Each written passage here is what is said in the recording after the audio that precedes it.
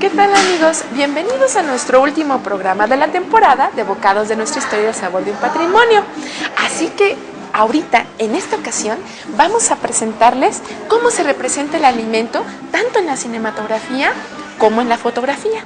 Y desde aquí, desde el estudio de Nacho Urquiza, vamos a comenzar nuestro programa.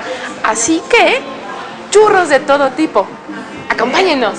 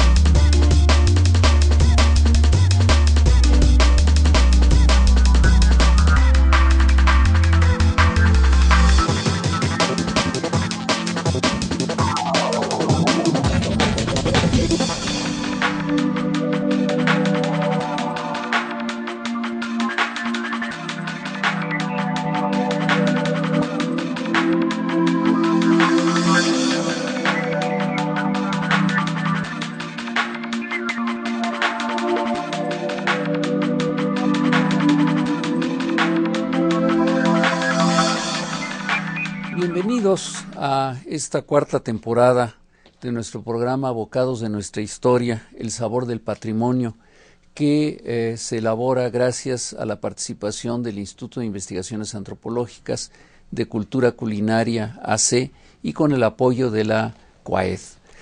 En esta ocasión seguiremos hablando de comida y arte, pero en esta ocasión el tema concreto son las representaciones de la comida, tanto en la fotografía como en el cine. Como ustedes saben, a una mala película se le llama un churro, y por esa razón, ese vínculo entre cine y un platillo muy popular, hemos escogido ese nombre, churros de todo tipo, para este programa, para ejemplificar que estamos hablando de estas representaciones en película y en fotografía de lo que es la comida. Hoy nos acompañan dos personalidades verdaderamente notables. Por un lado está la doctora Eugenia Meyer, historiadora, con una larga trayectoria como profesora en la Facultad de Filosofía y Letras de esta universidad, donde, para gusto de todos nosotros, la acaban de nombrar profesora emérita, muy merecido, Eugenia, y una persona que ha hecho estudios muy importantes, pero que además tiene el antecedente familiar de estar muy ligada con el cine mexicano.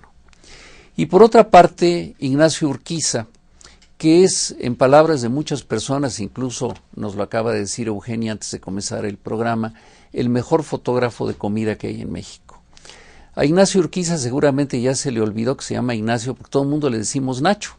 Y él es realmente lo que él fotografía de platillos de la cocina mexicana, que salen en las revistas, en los libros, etcétera, son fotos verdaderamente notables porque él sabe darle el justo valor a la comida, ennoblecerla, resaltarla y hacer que se nos antoje consumirlo con ver sus fotografías, a pesar de que no haya el olor y las características que esperamos de una comida. De tal manera que les damos la bienvenida a los dos y les recuerdo cuáles son los objetivos de este programa de hoy. Hoy lo que buscamos es relacionar la comida con la fotografía y con el séptimo arte. Nos hablarán también un poco sobre las técnicas aplicadas a la fotografía a lo largo de la historia de México y de otros países, los distintos géneros del cine donde se trata de comida en nuestra historia y cómo se ha pasado el transcurso de las transformaciones de la comida a través de sus representaciones gráficas. Les recuerdo a ustedes que este es un programa en vivo, que tenemos teléfonos abiertos para que ustedes puedan comunicarse con nosotros. También tenemos un correo electrónico. En la segunda parte del programa anunciaremos que, de acuerdo con las preguntas que ustedes nos hagan y con la respuesta a una pregunta que nosotros les vamos a hacer, les vamos a obsequiar un bello libro del Instituto de Investigaciones Antropológicas que se llama La domesticación animal de Raúl Valadez, donde ustedes van a poderse enterar de toda la serie de animales que fueron domesticados en el México prehispánico y que forman parte de nuestra dieta. De tal manera que ahora tienen ustedes en su pantalla esta información y les rogamos tomar nota de ella para que se comuniquen con nosotros con sus preguntas, sus comentarios, y en la segunda parte del programa vendrán también las preguntas que les haremos a ustedes para ganar este libro. Entonces, la primera cosa que quiero hacer es preguntarles a ustedes, y cualquiera de los dos, por favor, díganos, ¿cuáles son los antecedentes de estas representaciones en fotografía y en cine de la comida mexicana? Bueno, yo creo que hay un dato curioso que me estaba acordando ayer, que es que, por ejemplo, Patricia Quintana saca un libro de cocina que se llama La cocina es un juego, en el 80, que la verdad que estamos hablando de hace relativamente poco, con ilustraciones de cuevas, y no tiene fotografías, porque como que no se usaba, como que no había esa costumbre. Algunas fotografías llegaban de revistas extranjeras y se publicaban en las revistas, pero era una cosa muy rara, porque eran como fotos aéreas de los platillos así chiquititos, lejísimos, sin nada de antojo ni de sabor, y ya después empezaron a hacer las fotos en eso. Sin embargo, en el cine pues ya estaban las mesas del cine mexicano ahí en pleno, yo creo. ¿Qué nos puedes platicar de estas mesas en el cine? Bueno, yo creo que habría que pensar siempre en la comida como parte de la vida cultural de la familia mexicana. Y muchas de las películas mexicanas, desde el inicio del cine sonoro, tienen que ver con la mesa puesta, la familia dentro de es decir, en el hogar, puede ser en el campo, en la ciudad, y sobre todo porque por tradición la comida, es decir, el mediodía, cuando nosotros comíamos tradicionalmente a las 2:30, 3 de la tarde, era el núcleo de actividad familiar y el punto de relación familiar. Formalmente, yo recuerdo muchas películas, una de ellas es sin duda fundamental, que es la película de Alejandro Galindo, Una familia de tantas, donde la mayoría de las escenas suceden en la mesa y vemos a la familia comiendo, lo que nosotros llamamos comer al mediodía, donde les dan sopa seca, sopa aguada, en fin, las aguas frescas, etcétera, o bien las escenas en esa película en la noche, donde la familia se reúne, se manda al pan a una de las hijas, porque todavía se iba a la panadería de la esquina, o bien el panadero traía su canasta y entonces podía seleccionar. Pero no son películas que enfatizan en la comida. Existe una buena cantidad de películas también que luego se transmiten a las telenovelas, donde las escenas son en la cocina. Se supone que se está preparando la comida y hay una serie de actividades. Si vemos algunas telenovelas contemporáneas, incluso las protagonistas tienen negocios de cocina, preparan postres, golosinas, etcétera. Pero creo que la primera película fundamental que trata sobre la cocina es Como agua para chocolate. Y es una película muy significativa porque todo está relacionado con la comida. Es una película además basada en el espléndido libro de Laura Esquivel, que plantea situaciones como por qué cierto platillo tiene las lágrimas de ella y entonces tiene sabor amargo, o bien por qué se hace alguna comida con los pétalos de rosa o el propio mole, en fin. Debo señalar que la propia Laura es una admiradora y es una cocinera aficionada muy buena, ¿no? Y en efecto algunas de las recetas de su familia las llevó al libro, ¿no? Creo que no solamente en el cine mexicano, sino en otros cines internacionales, el tema de la cocina empieza a tener importancia alrededor de los 90, ¿no? Hay películas tan maravillosas, pues final 80, 90, como pueden ser La Gran Comilona, la película maravillosa El Festín de Babette, esa sí es una obra maestra como película, otra como Especias, ¿no?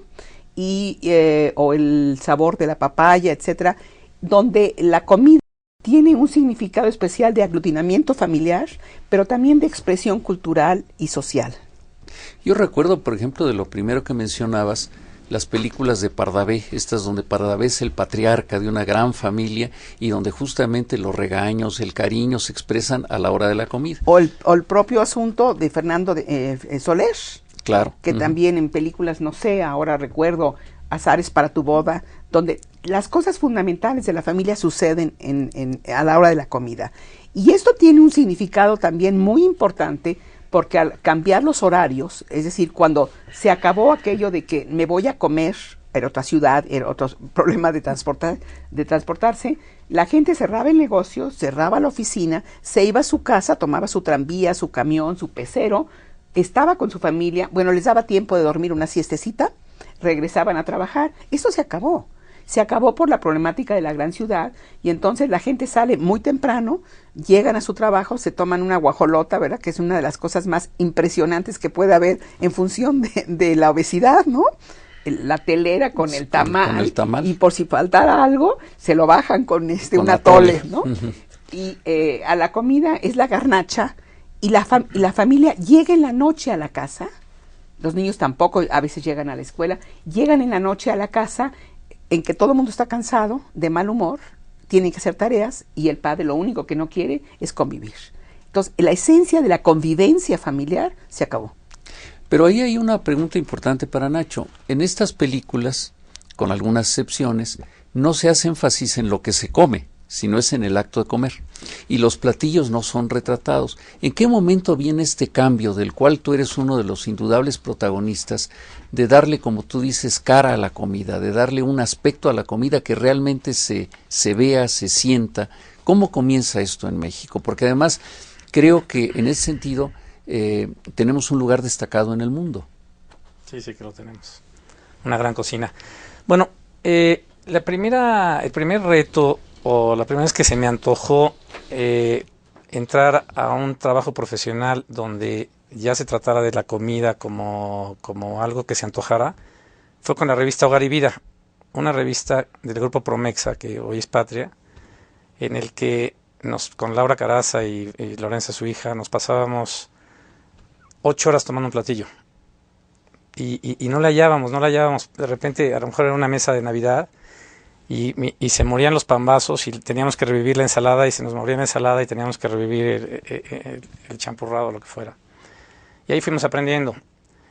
En una de esas sesiones apareció, por cierto, el primer ecónomo o food stylist que yo conocí, que es Samuel Servín, que sigue trabajando por aquí todavía, que es un especialista en cocinar para la cámara, que no usan sal y no sazonan, simplemente se están fijando nada más en la pura imagen. Entonces fue como mira, hay una especialidad así. Independientemente de eso, yo me encontré en Francia un libro que se llama El Taste of France, y lo ojeé en una librería y me lo traje así abrazado en el avión, porque es la primera vez que yo vi que un fotógrafo lograba comunicar sabor en una imagen. Y curiosamente, 6 meses después vinieron a contratar a Patricia y a mí, Patricia Quintana, para hacer el Taste of Mexico. Fue una coincidencia. Es que lo vi tantas veces ese libro que te lo juro que me conecté por ahí. Y entonces hicimos el Taste of Mexico, que fue la gran aventura de recorrer todo el país, buscando los platillos que nos representan y lo mejor de la cocina mexicana.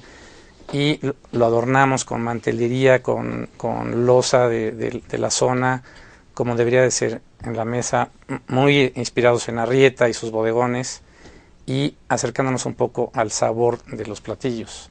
Yo creo que ahí es donde se empieza a romper y donde nos enganchamos. Yo me enganché durísimo con la cocina. De hecho, hoy en día me gusta, me fascina cocinar, es mi pasión. Y fue a raíz de ese libro. Muy bien, volveremos a este tema, porque ahora es momento de que veamos un testimonio que es con César Mendoza Olivos, justamente de la revista Sabor a México, y que nos va a mostrar algunos aspectos de este tema del que estamos hablando.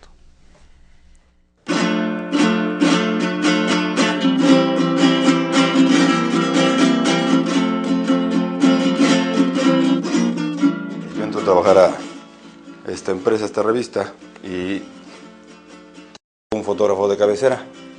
En el primer número tengo mis sesiones continuas, aproximadamente 15 en 2 semanas, y trabajamos muy bien el fotógrafo y yo. Para la segunda revista tengo esta misma agenda, muy similar, pero el fotógrafo me renuncia a mitad de la agenda y yo no tengo tiempo de contratar otro fotógrafo. Con lo mucho poco que yo tenía en ese entonces de conocimiento, dije, pues ni modo, a tomar el toro por los cuernos. Y fue por eso que me involucré en este mundo, ¿no? Porque los temas de la gastronomía es algo muy simpático, el dar la visión de uno acerca de un plato, independientemente de que lo cocine otro, porque el encuadre que uno le da es como a mí se me antoja, ¿no? Es lo que yo percibo realmente. Entonces, lo puedo tomar de un lado, puedo tomar del otro, pero finalmente lo que transmito es lo que yo quiero para mí, ¿no? Y a la vez lo que yo quiero transmitir hacia los lectores que van a ver el producto. Somos una empresa dedicada sobre todo a medios de cocina o a transmitir la cocina como tal, sobre todo más de casa. Y el día que se nos ocurre crear Sabor a México, nuestro pensar fue dirigirnos a un medio o a un rubro que son los estudiantes, sobre todo, y algunos profesionales de la gastronomía, que a pesar de que estudian gastronomía, quieren ser chefs, quieren ser cocineros, lo único que pareciera es que retoman la cocina de otros lados, ¿no? Nosotros, al ser tener un gusto propio por la cocina mexicana, lo que pensamos fue desarrollar un producto precisamente que hablara de eso y que antes, como decimos, antes que aprender otras cocinas hay que saber un poco de la nuestra. ¿Para qué? Para poderla transmitir y entonces sí poder abordar quizá otras cocinas que no son. La revista Sabor a México surge hace 4 años, precisamente resultado de esta búsqueda de transmitir, quizá no tanto las raíces como tal, ¿no? Quizá más bien es una especie como de qué es lo que hay detrás de la comida tradicional mexicana y que a veces ni siquiera sabemos, ¿no? Como que nada más hablamos del pozole, hablamos de las carnitas, hablamos del la barbacoa, hablamos del chile en nogada, ¿no? Pero detrás de estos platos tan típicos y tan nuestros hay mucho más, ¿no? Hay una serie de comidas tradicionales que son muy locales, de productos muy nuestros, que han estado aquí toda la vida y que pareciera que de repente ya no se les da el aprovechamiento que se les daba antes. Entonces, en estos 4 años es lo que hemos intentado hacer, rescatar un poco o un mucho, en la medida de las posibilidades, todos estos elementos que giran en torno a la cocina mexicana. Un día yendo a un restaurante a hacer una sesión de fotos con una persona, vaga la expresión, de reciente ingreso a colaborar en la revista, pues era yo visto precisamente como eso, como el que iba a sacar las fotos, ¿no? Un trato bastante malo, ¿no? Cuando de pronto llegó alguien que ya tenía tiempo colaborando en la revista y que me conocía de antes y me saludó, llegó la primera persona, le preguntó a esta segunda que si conocía al fotógrafo y la segunda persona le dijo, no es el fotógrafo, es el editor, ¿no? Y por él estás tú aquí, ¿no? Entonces la actitud de esta persona cambió radicalmente, fue todo amabilidad, fue todo dulzura, y eso es lo que te llama la atención, ¿no? De repente el no valorar a las personas por lo que hacen, es como si yo desprecio un plato de una cocinera de pueblo porque finalmente no está reconocida en el medio, porque no sale en televisión, porque no sale en las revistas o incluso porque no la fotografiaba yo, ¿no? Entonces yo creo que es una de las anécdotas que más me quedan grabadas, que no importa quién eres, creo que importa más lo que haces, cómo lo haces y la pasión que le pones por esto mismo, ¿no? La revista tiene una consigna que es: yo presento lo que se come, no presento algo para que se vea bonito. Obviamente sí tiene un trabajo estético, obviamente sí es la visión de cómo se presenta un platillo por parte de quien lo cocina. Pero en esto de la fotografía y sobre todo la de alimentos, se da mucho el hecho de vamos a truquear, vamos a poner lo que no es pero que parece, para antoje más. ¿Cuál es la intención de nosotros como una revista de gastronomía o de cocina mexicana? Que lo que yo presento, a mí se me antoja, que lo que yo presento, yo lo pruebo, y que lo que yo presento finalmente realmente está hecho, realmente está cocinado.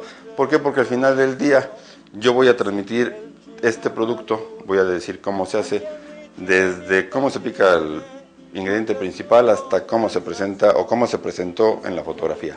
Entonces yo creo que esto es algo bastante importante.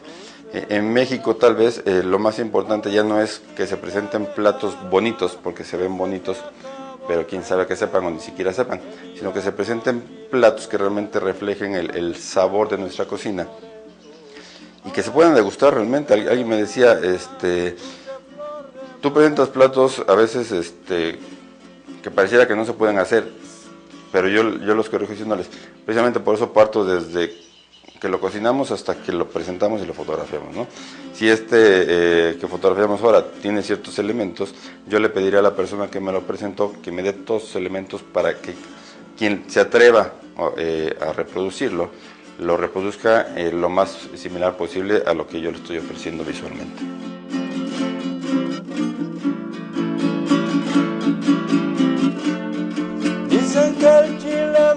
Pues regresamos a este programa Bocados de nuestra historia, donde estamos hablando de las relaciones entre la comida, el cine y la fotografía.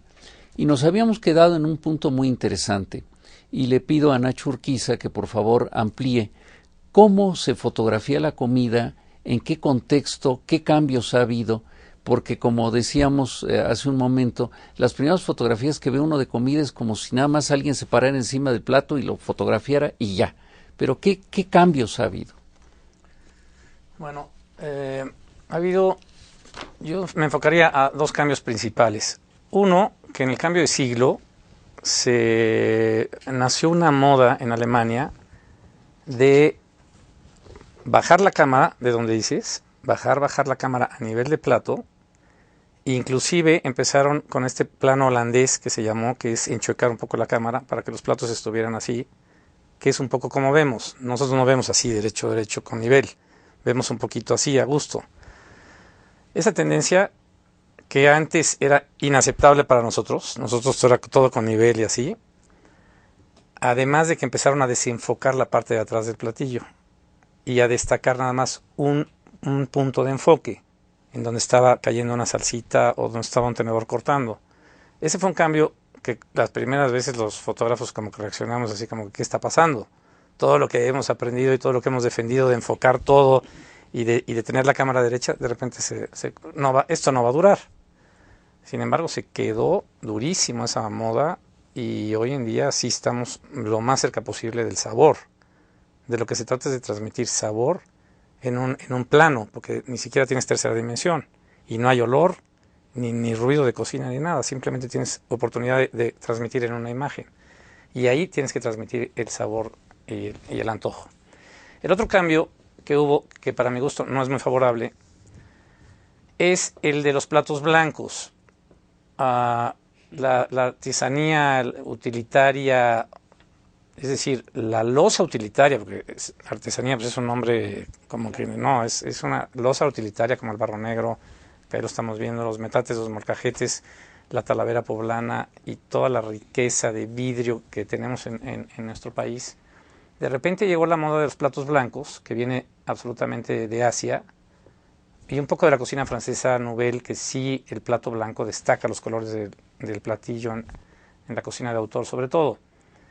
Pero ¿dónde se queda nuestra artesanía maravillosa y las piezas que hay en México para la mesa y los manteles y todos los colores y combinaciones que llevan siglos de fusión, de irse trabajando, y es una urdimbre cultural importantísima que de repente ya no está en las mesas, apenas en los restaurantes y ya es como una cosa como de souvenir.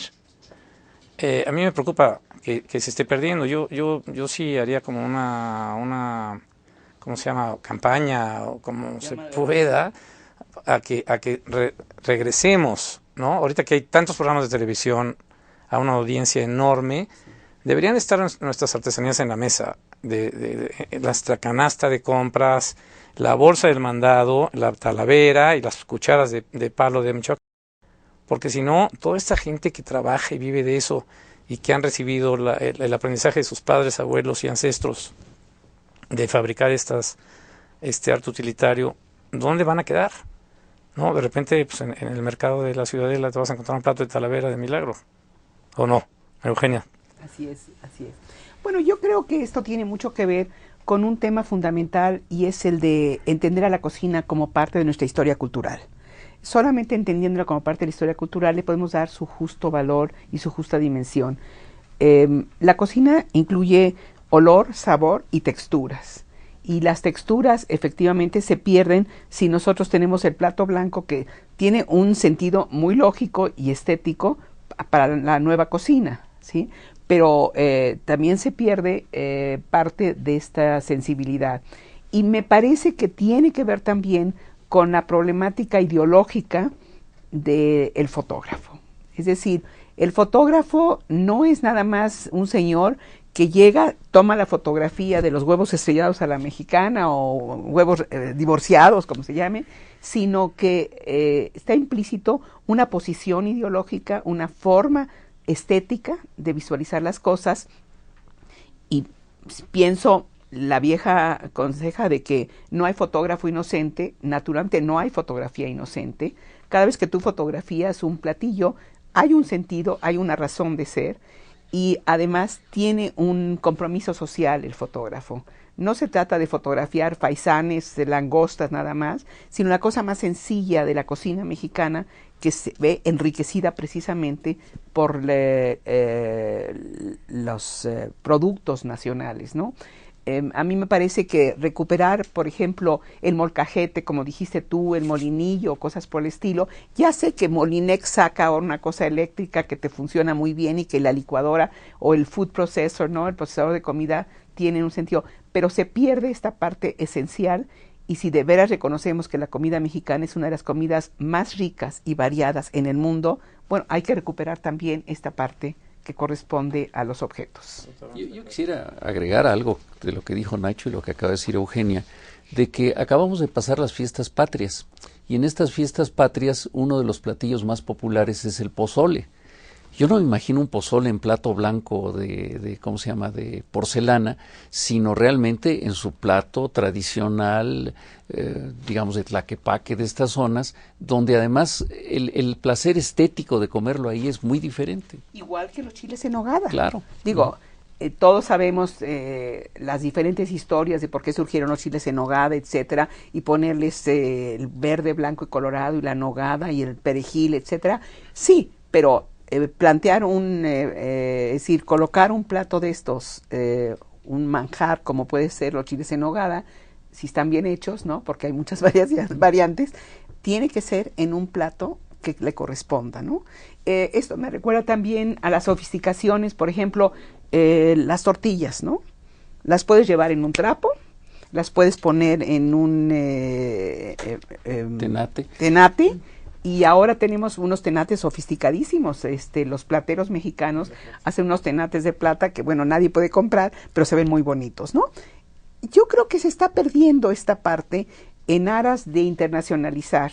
Pero por otro lado, también creo que es muy importante que la comida mexicana, desde el punto de vista de internacionalización, no se concrete a tacos, enchiladas, chilaquiles y cosas por el estilo, que para muchos extranjeros, por ejemplo, uno va a Estados Unidos y va al taco no sé qué, Bell o no sé qué, y les dan unas cosas rarísimas, ¿no? Que no tienen nada que ver con la cocina mexicana, con el valor de la cocina mexicana. Y ahí entra un elemento que también me parece importantísimo desde el punto de vista cultural, y es cómo es posible que nosotros hayamos sido capaces de transformar esta variedad y riqueza de la comida mexicana, modernizándola, poniéndola al día con el siglo XXI y los grandes chefs mexicanos que ahora hacen nueva cocina mexicana.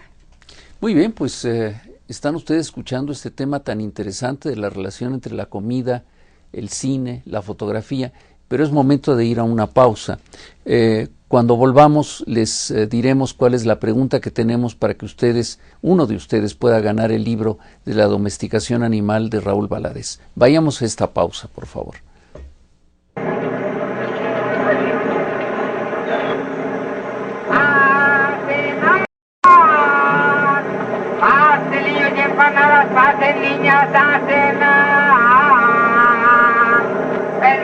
hombre que se enamora de una muchacha decente es como la carne dura para el que no tiene dientes. A cenar, pasen niños y empanadas, pasen niñas a cenar.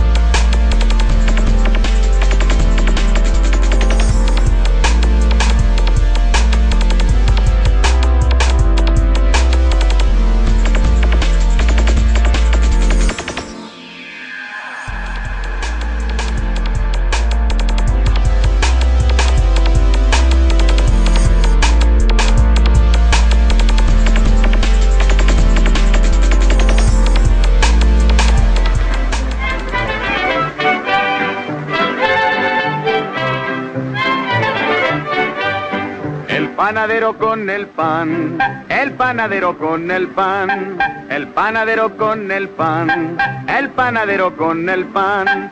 Tempranito va y lo saca calientito en su canasta para salir con su clientela por las calles principales y también la ciudadela y después a los portales, y el que no sale se queda sin el pan para comer. Diga si van pronto a salir, porque si no, para seguir repartiendo el pan, repartiendo el pan, repartiendo el pan para comer.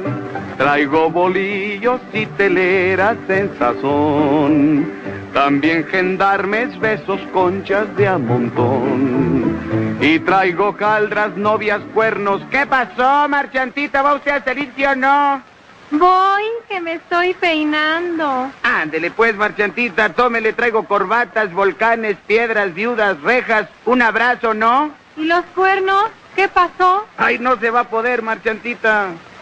Panadero se va, panadero se va, panadero se va, panadero se va. Bueno, pues acabamos de ver una bella escena de Tintán, pero es el momento de que ustedes continúen, por favor, dándonos los teléfonos, todo aparecerá en su pantalla. Y la pregunta que queremos que ustedes nos contesten, por favor, que no es una pregunta complicada, sino más bien es algo que nos va a ayudar a los presentes para encontrar un buen lugar, es muy sencilla. ¿Cuál es su chile en nogada favorito? ¿Dónde lo han comido? Por favor, el primero que conteste esta pregunta, que no es pregunta, sino que es una opinión, se ganará el libro de Raúl Valadez, La domesticación animal, publicado por el Instituto de Investigaciones Antropológicas, donde aparecen los animales que han sido domesticados en México y que forman parte de nuestra comida. Pues volvemos con nuestros invitados y a raíz de lo que acabamos de ver con Tintán, y hay que recordar otra formidable canción de Tintán que es Los Agachados, donde va describiendo lo que comen los agachados en México. ¿Qué relación le ves a esto con nuestra cultura culinaria? Bueno, primero siento cierta nostalgia, cierta añoranza. No quiere decir que otros tiempos fueron mejores, pero cuando vemos a Tintán trepado en su bicicleta con la canasta de pan, bueno, pues recuerdo las épocas en que en cada barrio llegaba el panadero en la mañana o en la tarde, generalmente en la tarde, donde salíamos los niños a escoger el pan que queríamos, ¿no?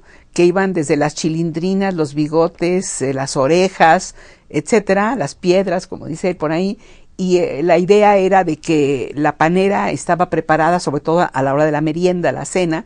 Cada uno de los niños agarraba el pan que quería, le metía en la lengua, decía, este es el mío, ¿no? Esto va a irse perdiendo, y se va a ir perdiendo cuando se industrializa, digamos, la panadería. Hace algunos años, bueno, ya más de, yo creo que como 30 años, surgió en México una idea nueva, por ejemplo, de la producción masiva. y La Espiga, la famosa panadería que estaba en la calle de Insurgentes, si mal no recuerdo, Baja California. Está todavía, ¿verdad? Empezó a producir las famosas teleras y bolillos en unos aparatos que tenían abajo como unas rueditas, se quedaba marcado en el pan, y entonces uno iba con la enorme felicidad a comprar los bolillos o las teleras, pero claro, el sabor cambió, ya no era el panadero que sudaba y que estaba en camiseta. Y esto también generó una situación distinta donde la familia empezó a tener los famosos hornos ideal, que eran unos pequeños hornitos donde uno podía hacer sus biscuits, sus panqués, etcétera, de una manera mucho más fácil. Ahora, todo esto parece que es parte del pasado. No, déjame decirte, no es del pasado. Hornos Eléctricos Ideal sigue estando en Insurgentes, casi enfrente de Sears y Sonora, y siguen produciendo un pan de lo mejor. Ya tuvimos el gusto de tenerlos aquí en el programa qué maravilla. anterior. Habría que regresar a ellos.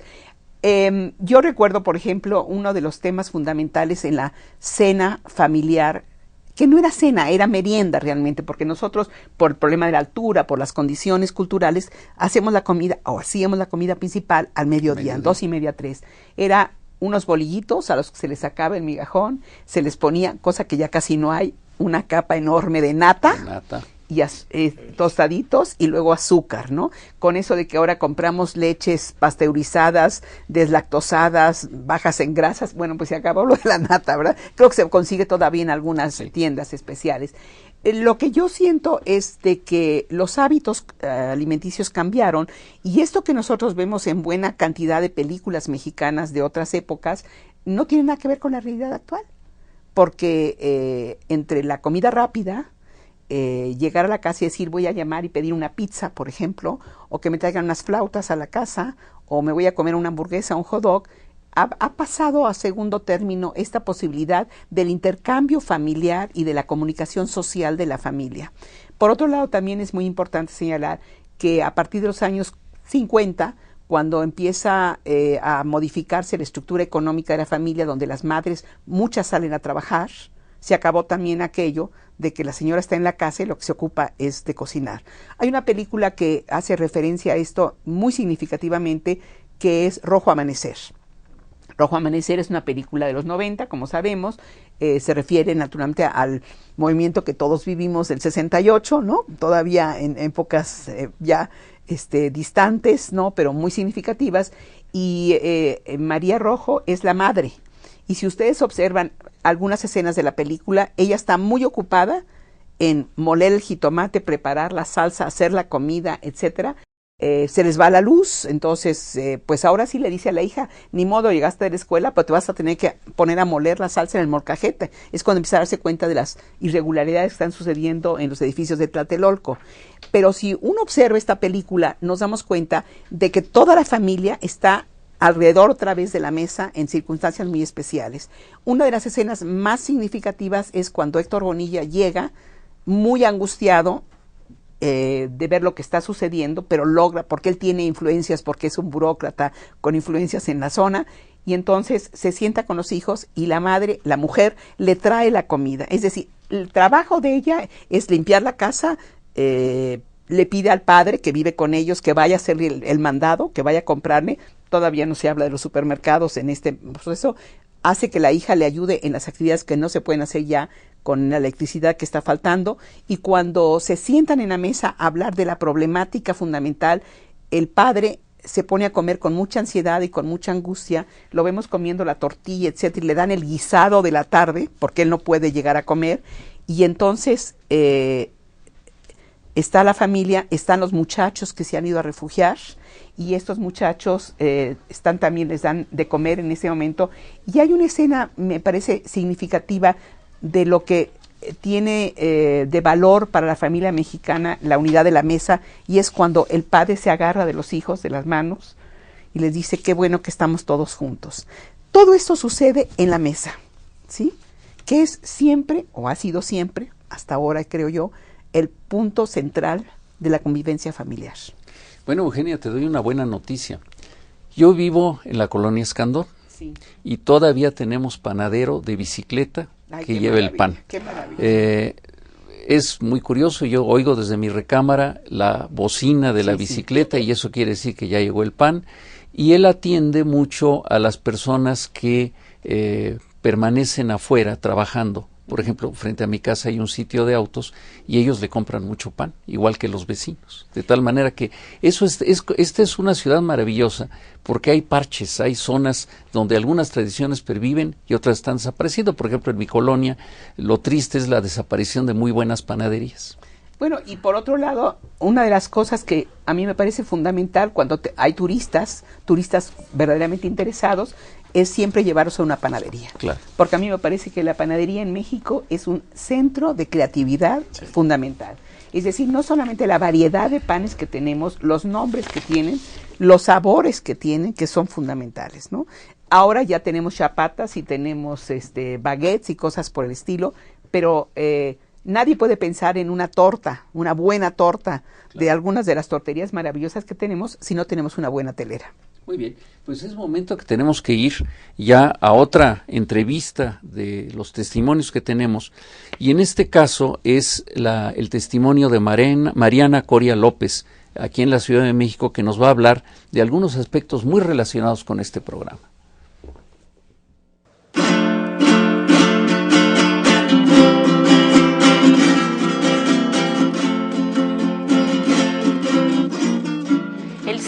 Bueno, pues al final es un lenguaje que es una narrativa donde nos van contando historias que reflejan una realidad, y en ese sentido creo que cuando tocan el tema de la comida logran reflejar muchas cosas como son los valores, ¿no? Cómo una sociedad depende de sus hábitos alimentarios y cómo estos van construyendo también el propio ser de cada persona en sí misma y en conjunto en esta sociedad. Y bueno, pues por ello me parece que es fascinante, porque creo que también el cine es una buena forma de mostrarle a la gente qué es lo que pasa con el tema de la comida. Es decir, a veces se ve, el tema de la comida se ve una cosa tan cotidiana, porque bueno, finalmente sí forma parte de nuestra vida cotidiana, que muchas veces lo pasamos por alto y no nos damos cuenta de la importancia que tiene y cómo la comida cohesiona muchas cosas como valores, costumbres, tradiciones, y que cada una de las películas va reflejando de cada una de las sociedades que va presentando. Muchas veces se toma como agua para chocolate como un referente de la cocina mexicana, y bueno, pues algo que sí es importante tener en cuenta es que el cine es la interpretación de una realidad y no es la realidad en sí misma. Entonces, bueno, pues lo que hace esta autora es tomar como ciertas cosas, ¿no? Va tomando algunos platillos que son representativos de la propia cocina mexicana. Sin embargo, por supuesto, muchos de ellos están fuera de contexto, ¿no? Fuera de época, por la situación histórica que ella misma presenta. Entonces, bueno, no hay que dejarnos también llevar por estos desfasamientos que hay en cuanto a la propia cocina mexicana. Bueno, por ejemplo, también otra película que a mí se me hace maravillosa, que no tiene que ver realmente con el tema gastronómico, es esta película de Macario, que está protagonizada por Ignacio López Tarso, y que bueno, pues justo es una película donde toca temas totalmente bipolares como son la gula y el hambre, ¿no? Y el hambre y esta necesidad de comer que se presenta continuamente dentro de las películas mexicanas, sobre todo de esta etapa del siglo de oro del cine mexicano. Entonces, bueno, pues, ¿qué es lo que pasa? Que, bueno, pues vamos a ver aquí que es una película que se basa completamente en el simbolismo, ¿no? Es decir, cómo se representa un alimento dentro de estas dos etapas, dentro del hambre, dentro de la necesidad, dentro de la añoranza y la avaricia de querer tener un alimento solo para sí mismo. Y por otro lado también algo que es importante, pues es ver cómo en un momento dado logra, ¿no?, tener un guajolote para sí mismo, y cómo a través del alimento dialoga con muchos personajes, entre los que están Dios mismo, ¿no?, el diablo y la muerte, por supuesto. ¿no? Y que al final, bueno, pues vamos a ver que el propio alimento pues lo va a llevar hasta su propia muerte, ¿no? Entonces creo que es una película que vale la pena que todo el mundo vea con esta perspectiva, ¿no? Y creo que, bueno, pues hay muchas otras. Otra película que también es referente porque habla mucho de la sociedad y de la idiosincrasia de la sociedad mexicana, bueno, pues es esta maravillosa película de Acá las tortas, ¿no? Donde se representa justo como un alimento que es parte de lo popular, en un momento dado puede dar o no un cierto estatus, ¿no? Porque aquí lo que se está jugando es el estatus que tiene la propia torta y cómo, ¿no?, los hijos de estos torteros, bueno, pues van tienen acceso a un nivel socioeconómico más alto y entonces, bueno, pues empieza a haber un rechazo sobre el propio alimento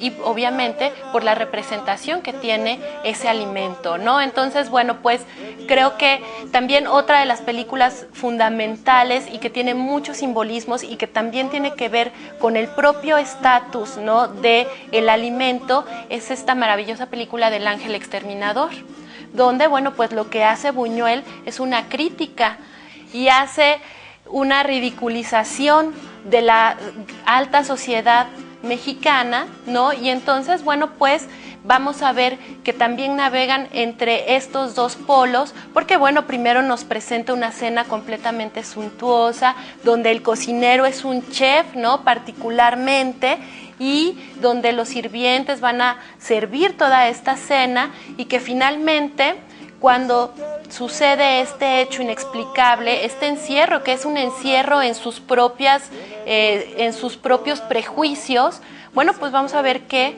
lo primero que va a saltar a la vista es el hambre, ¿no? Y empiezan a comer papel, empiezan a ver a todo con cara de podérselo comer, porque finalmente también yo creo que uno de los mensajes que quiere dar Buñuel es que aunque uno pertenezca a la clase que pertenezca, hay ciertas necesidades que siempre van a estar ahí y que muchas veces no solamente el poder o la riqueza van a poder ayudar a satisfacer esas necesidades. Y bueno, pues el alimento es algo fundamental para la vida del ser humano.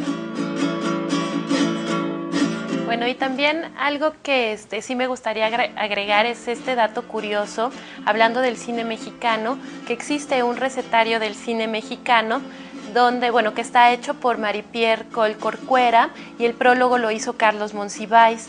Y bueno, pues es tal cual un recetario con un pequeño prologuito de ambos autores y donde habla justo de la importancia de la cocina mexicana, de la cocina tradicional mexicana, ¿no? Y entonces, por ejemplo, nos habla de ciertas frases que dice Tintán, ¿no?, cuando habla de la pancita cuando está crudo. Y, por ejemplo, también, bueno, Tintán tiene esta película del panadero, donde hay una escena donde él en su bicicleta va con su canasta del pan y va cantando todas las formas de panes que existen en México. Y, bueno, pues también así habla de estas maravillosas películas del Indio Fernández, donde, por ejemplo, cuando se hacen estas grandes fiestas, pues el mole, el pozole, etcétera. Entonces, bueno, pues todas estas recetas las podemos encontrar. Habla de escuela de vagabundos, ¿no? Por ejemplo, esta cocina muy afrancesada que se sirve en el comedor de los patrones y de esta cocina mucho más sencilla que se refleja en tras bambalinas, ¿no? Los frijolitos, las tortillas, ¿no?, etcétera. Entonces, bueno, pues valdría la pena que la gente le echara una mirada a este recetario para que viera, ¿no?, efectivamente cómo, aunque no es una cuestión principal, pues la cocina siempre está presente y, bueno, nuestra maravillosa cocina mexicana pues siempre también es un referente de las películas mexicanas. Dicen que el chile maduro también mi chinita tiene dulce suco. Bueno, pues hemos recibido ya sus respuestas y voy a glosar algunas de ellas muy rápidamente. Quien gana el libro La domesticación animal es Cecilia Vázquez, que nos dice que el restaurante Nicos, que está en Azcapotzalco, en la avenida Cuitláhuac, que es donde ha tomado muy buenos chiles en nogada. Y felicita a Eugenia Meyer como una de las maestras ejemplares de esta universidad.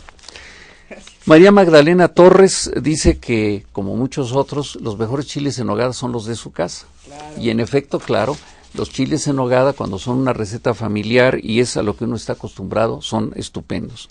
Roberto Loyola Vargas, del restaurante La Cumbre, que es un restaurante vegetariano. Rosa María Cuevas Chávez, en Puebla, no especifica dónde, y nos felicita. Y Patricia Molina habla también de la Fonda San Ángel, también muy conocida de nuestro amigo Roberto, como el más sabroso. También otra de Alejandro Mateo Delgado, que habla de la receta familiar. Y Elba Flores Becerril habla del restaurante Puebla en la ciudad de Puebla. Hay varias felicitaciones al programa de Ernesto Contreras, que también lo ha tomado en el restaurante Portales, y de Dora Escárcega. Pero hay dos preguntas concretamente para Ignacio Urquiza. Una de ellas es una felicitación y la otra, que quisiéramos que abundaras un poquito en esto, es dónde te pueden encontrar y si estás dando cursos sobre este tema de la fotografía de la comida. Bueno, dentro de mi estudio hay una escuela de fotografía que damos esencialmente fotografía digital, ya que el gran cambio de la fotografía en el 2000 pues es este regalo que nos dio la tecnología, que es la foto digital. Y mucha gente no entiende bien cómo funciona y cómo hacerlo, y entonces estamos dando clases. Y dentro de los programas tenemos varias ligas con chefs y hacemos ejercicios de presentación de platillos con fotografía, y yo doy cursos de fotografía y de bodegón con el platillo y con todo lo que debe estar alrededor, porque sí es complicado, es una especialidad. ¿Dónde te pueden encontrar? Yo creo que lo más fácil es que vayan a mi página www.estudiourquiza.com, y ahí está pues toda la página, las publicaciones, y hay un punto que dice cursos, ahí están a detalle lo que hacemos. Entonces otra vez repite por favor la página. Es www.estudiourquiza.com. Y yo quisiera que también nos dijeras algo que también no pasó al aire porque lo dijiste aquí entre nosotros, de este nuevo tipo de chef que te apoya mucho, que es el que prepara la comida para ser fotografiada, no necesariamente para hacer comida. Sí. Platícanos un poco en qué consiste esto, por favor. Bueno, esta especialidad se llama estilismo culinario, o economas, que viene de Food Economists, que se usaban en el cine, precisamente. El Food Economist era los que se encargaban de la comida para las tomas fotográficas. Nadie entiende el Economist y ya se quedó como Economos. Y es una especialidad que también vamos a empezar a dar cursos de eso, porque está 100% ligada a la imagen. No hay un ecónomo sin fotógrafo, ya sea de cine o de foto fija. Claro, porque lo que ellos preparan no te lo puedes comer. No, a veces sí, pero generalmente ni piensas tocarlo, ni probarlo, ni nada. Porque ni sabe bien. No, los ecónomos no se preocupan nada del sabor, se preocupan de transmitir el antojo y nada más, y que dure. O sea, si vas a poner un tamal de cazuela o unos frijoles refritos brillositos o unos huevitos revueltos, el chiste es que duren ahí en el set. Una ensalada de nopales. O una ensalada de nopales que dure con brillo, que no se seque, que no se doblen así las hojas. Y ahí están refrescándole y haciéndole todos los trucos para que viva eso. Hay chefs, en el caso de por ejemplo, Mónica Patiño, que cocina ella con sus manos muy rápidamente y presenta los platillos y los pasa a la cámara sin que haya un ecónomo de por medio. Los chefs autor tienen esta doble faceta, que pueden presentar sus platillos sin que se necesite un ecónomo. Pero para todos los recetarios, publicidad, empaques y todo lo que hacemos todos los días ahí en el estudio, se requiere ecónomos. Bueno, pues por desgracia el tiempo nos come, literalmente, aunque estemos en imagen, y nos queda un minuto, entonces les pido rápidamente que en 30 segundos tú nos des tus conclusiones o algunas recomendaciones para el público. Bueno, yo creo que es fundamental tomar en cuenta a la comida a la cocina mexicana como parte de la cultura y el desarrollo histórico de nuestro país.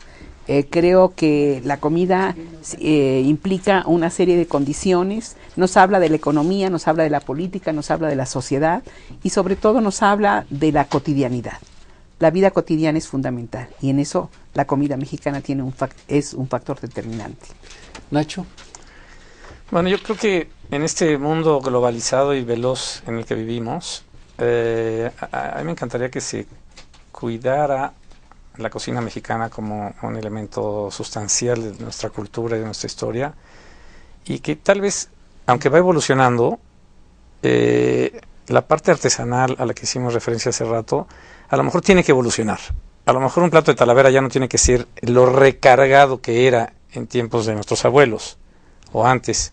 A lo mejor tiene que evolucionar a algo más limpio, pero creo que las dos debemos de cuidarlas para que no perdamos esa joya que tenemos. Bueno, pues agradecemos mucho la presencia de la doctora Eugenia Meyer de la Facultad de Filosofía y Letras, de Ignacio Urquiza, un fotógrafo reconocido mundialmente, y para terminar nada más les digo que la señora Sara Guizar Zamudio nos manda su receta de los chiles en nogada, y yo creo que la señora, después de esta receta que nos manda, debe cambiar su apellido a Guizar, no Guizar. Muchas gracias.